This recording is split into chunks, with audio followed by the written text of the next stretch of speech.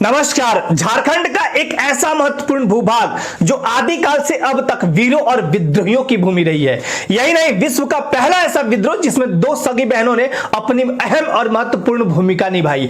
एक ऐसा भूभाग, एक ऐसा क्षेत्र जहां अंग्रेजों के दांत खट्टे कर दिए जाते थे और अंग्रेज पीछे हटने पर मजबूर हो जाते थे। क्यों इसकी माटी में जन्मे चार वीर सहोदर भाइयों के विद्रोह को आज संपूर्ण झारखंड हूल दिवस के रूप में मनाता है, आइए आज के इस वीडियो में समझते हैं। 1855 में हुए संथाल विद्रोह में चार मुर्मू बंधुओं सिद्धू, कान्हू, चांद, भैरव और उनके साथ दो बहनें फूलो और झानो ने ऐसा तांडव मचाया था कि अंग्रेजों को छठी का दूध याद आ गया।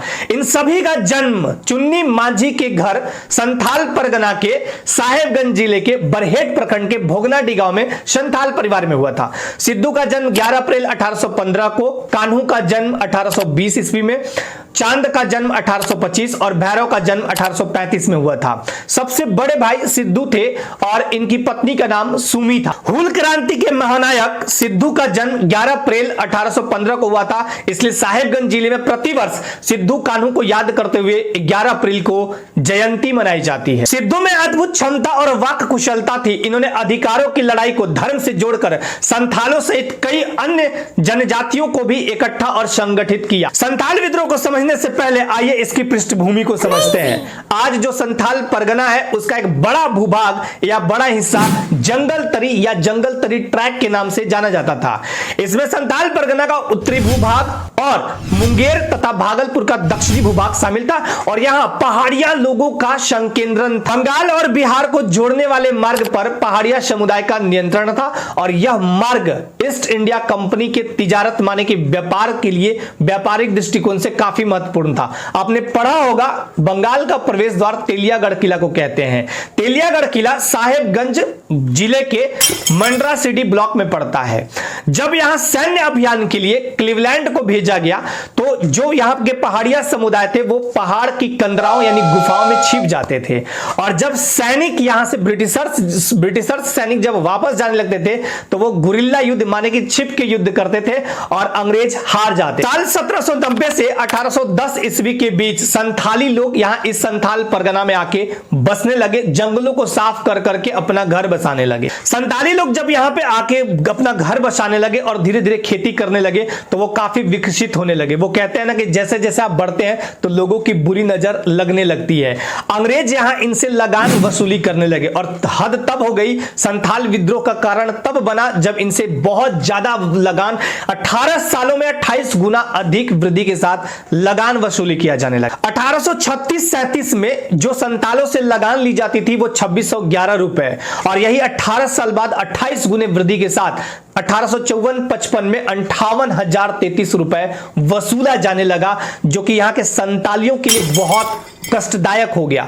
संताली इसका विद्रोह करते तो उसके लिए इन्हें कोर्ट जाना पड़ता। इन सब से त्रस्त आकर संतालों ने एकजुट होकर विद्रोह करना स्टार्ट कर दिया। संताल विद्रोह का मुख्य कारण बनते यहाँ के महाजन, सुदखोर, अंग्रेज और लगान वसूल करने वाले जो लोग हैं, बीच के लोग, वो बिचौलिए जो इनसे लगान वसूली के नाम पे कुछ मोटी रकम भी ठग ले जाते थे और यहाँ महिलाओं के साथ दुर्व्यवहार भी कर जाते थे। वो कहते हैं ना कि पाप का घड़ा जब भरता है तो एक न एक दिन जरूर फूटता है और फोड़ने वाला भी प्रकट होता है। संथाल विद्रोह की पृष्ठभूमि तैयार हो चुकी थी और ऐसे में सिद्धू को मरांग गुरु जो उनके सर्वोच्च देवता हैं और उनकी पत्नी जाहिर एरा के दर्शन हुए और उन्होंने कहा कि जाओ सभी संथालियों को इकट्ठा करो और अबुआ राज स्थापित करो।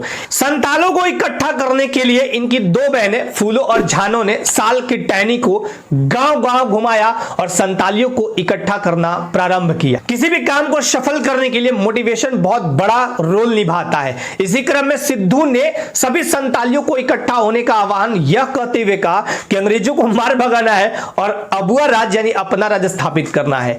30 जून 1855 पूर्णिमा की रात 400 गांवों से लगभग 10,000 संतालियों को इकट्ठा किया जाता है, जिसमें उन 10,000 संतालियों द्वारा सिद्धू को राजा, कान्हू को मंत्री, चांद को प्रशासक और भैरव को सेनापति घोषित किया जाता है। इन्होंने नारा दिया, जमींदार महाजन पुलिस आर राजनेन आमलों की गुजुकामा, अर्थात जमींदार, पुलिस, महाजन और सरकारी कर्मचारियों का नाश हो। इस विद्रोह में वीरभूम के रंगा ठाकुर और खेतोरी के सरदार वीर सिंह का समर्थन भी इन इन विद्रोहियों को मिलता है। संथाल विद्रोह को हुल विद्रोह, संथाल हुल, खूनी विद्रोह, मुक्ति आंदोलन, संथाल परगना की प्रथम जनक्रांति और कार्ल मार्क्स ने इसे भारत की प्रथम जनक्रांति की संज्ञा दी है। हुल शब्द संथाली भाषा का शब्द है जिसका अर्थ है क्रांति या संपूर्ण बदलाव। यह विद्रोह काश्तकारों, कामगारों और कारीगरों का संयुक्त विद्रोह था और ये तीनों एक दूसरे के पूरक थे। काश्तकार यानी संथाल इस युद्ध के मोर्चे पर हिरावल दस्ते यानी फ्रंट पे काम कर रहे थे, वहीं कामगार उनके लिए हथियार बना रहे थे और कारीगर उनके लिए धनुष बाण तथा अन्य सामग्री उन तक पहुंचा रहे थे। वहीं गैर संथाली संथालियों को उपद्रवी कार्यों के लिए उकसा और भड़का रहे थे यानी आग में घी डाल रहे थे। इस विद्रोह का नारा था करो या मरो अंग्रेजों हमारी माटी छोड़ो। धीरे धीरे यह विद्रोह सशस्त्र रूप में परिणत हो गया। 3 जुलाई साल 1855 को विद्रोही लोग देवी की पूजा के लिए पंचकठिया बाजार पहुंचते हैं और वहां पर 5 महाजनों का हत्या कर देते हैं। फूलों और झानों की मदद से 7 जुलाई 1855 को दीघी के कुख्यात दरोगा महेश लाल दत्त और उसके सहचरों को विद्रोहियों ने मार डाला और चिल्ला उठे हुल हुल हुल यानी क्रांति क्रांति क्रांति। संथाल विद्रोह एक ऐसा विद्रोह था जिसमें संथाली ही नहीं गैर संथाली भी काफी बड़ी संख्या में मौजूद थे। एक ब्रिटिशर्स ने यहां तक कहा कि जब हम लोग अटैक करने जाते हैं तो ये 2-4 की संख्या में होते हैं, लेकिन नगाड़े की आवाज सुन के अचानक 10,000 की संख्या में पहुंच जाते हैं और हम लोगों के छक्के छुड़ा देते हैं। अंग्रेजों ने इस विद्रोह को दबाने के लिए अपनी सेनाएं भेजी, लेकिन 10 जुलाई 1855 को सिद्धू कानू ने राजमहल के क्षेत्र पर भी संपूर्ण अधिकार कर लिया। इस विद्रोह में संथाली इतने सशक्त और मजबूत थे कि उन्हें भेद पाना दुर्भेद्य जैसा था यानी अंग्रेजों के लिए असंभव जैसा था। इसी क्रम में 10 नवंबर 1855 को संपूर्ण क्षेत्र में मार्शल लॉ लगा दिया जाता है। मार्शल लॉ होता क्या है?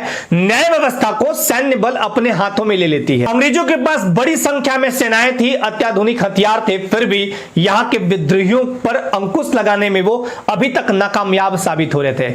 इसी क्रम में बरहत में चांद और भैरव वीरगति को प्राप्त कर जाते हैं। फरवरी 1856 में ऊपरबंदा नामक जगह पर कान्हू को पकड़ लिया जाता है और बाद में यही सिद्धू को भी पकड़ा जाता है। 26 जुलाई 1856 को इन दोनों भाइयों को फांसी दे दी जाती है। इस विद्रोह के दमन के बाद 30 नवंबर सन 1856 को संथाल परगना को एक नया नॉन रेगुलेशन जिला बनाया गया और इसके प्रथम जिलाधीश बने एस्ली एडेन। यूं सिद्धू कान्हू शहीद हो गए, लेकिन आज भी उनकी शहादत को 30 जून को प्रति वर्ष झारखंड वासी याद करते हैं हूल दिवस के रूप में।